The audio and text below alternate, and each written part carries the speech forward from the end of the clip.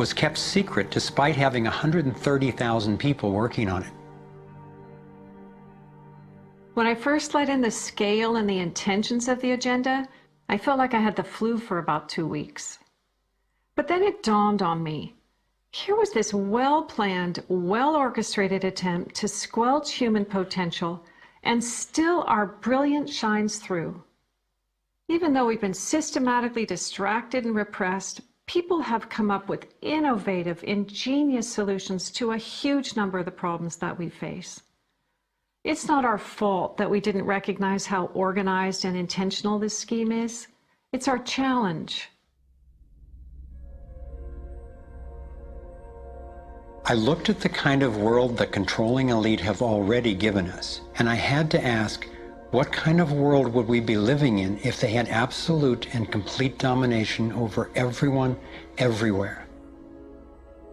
In this new world order of theirs, a tiny number of people would exercise total control over the lives of everyone through a system of intrusive surveillance, violent suppression of dissent, and debt slavery. Imagine tiny islands of opulence surrounded by a sea of misery, where the mission of the military is to protect the haves from the have-nots. I've come to believe that their endgame is truly ominous, and that they will stop at nothing to continue implementing their plan. As difficult as it may be for Americans to accept, I'm now convinced the agenda of the global elite includes destroying the financial strength and sovereignty of the United States. With its history of free speech and armed revolt, America represents the major hurdle to global consolidation of power. If they can succeed in bringing down this country, I believe the international elite intend to transfer the power and productivity of Americans to their one-world dictatorship, gradually taking over our lives in what David Icke calls the totalitarian tiptoe. Think about it. They've got us so deep in debt we can never repay it. They're collapsing the dollar, and they're attempting to replace it with a global IMF currency. This press for a global cashless electronic currency would enable a central authority to financially disable any individual or group in an instant. Now, for the first time in history, international taxes are being proposed under the pretense of addressing climate change.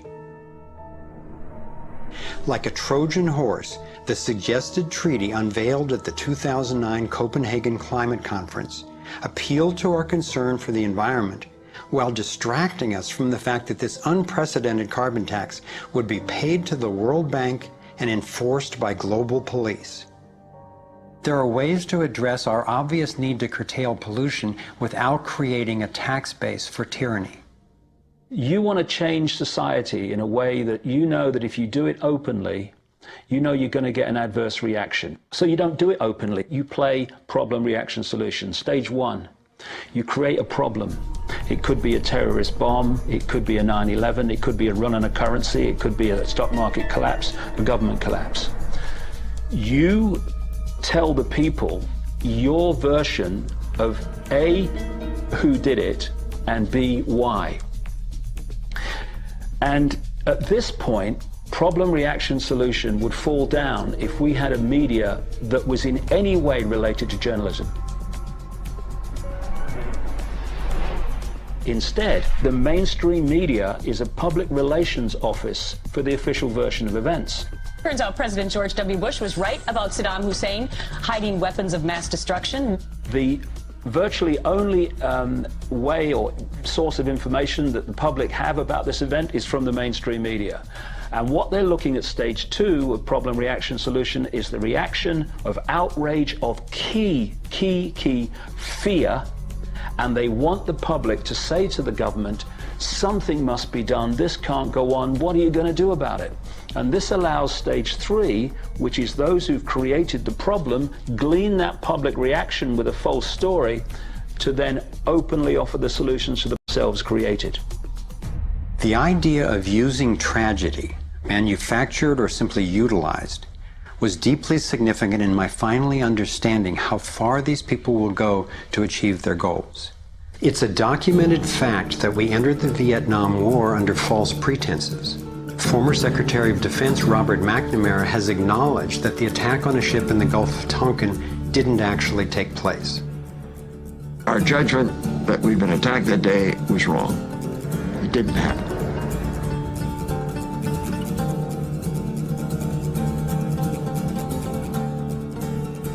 More recently, former President Bush used non-existent weapons of mass destruction as a pretext for invading Iraq.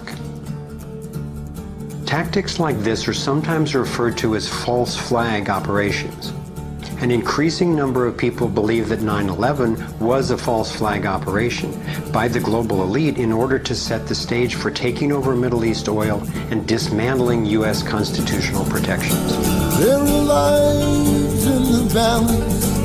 There are people under fire. There are children at the cannon. There is blood on the wire. There is blood on the wire. There is blood on the wire. There is. Most of what's needed for a police state is actually already in place.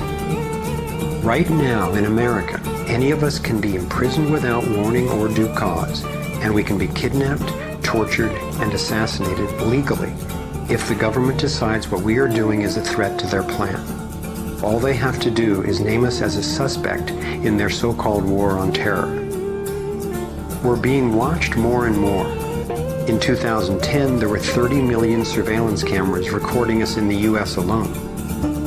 When we demonstrate, we're now relegated to what are euphemistically called free speech zones. Zones for free speech? Every phone call and email we send is collected and archived and can be inspected at any time. Our driver's licenses and passports have computer chips implanted in them to track our every move. And now hospital patients are getting these same chips implanted under their skin. In fact, it was Procter & Gamble who developed these chips, initially for tracking their products. It's always offered as a way to help, but even an assistant director of Central Intelligence has admitted it's an entry point to getting all of us chipped for better tracking and control. These would-be controllers, through the U.S. Space Command, have outlined a plan called full spectrum dominance. Sophisticated satellite surveillance, as well as directed energy and laser weapons, which are already developed, have the ability to target dissenters anywhere on Earth. I believe they are also trying to ensure they can deal effectively with any resistance. FEMA containment camps and railroad cars with shackles have been recently constructed or refurbished all over the United States for use in what officials call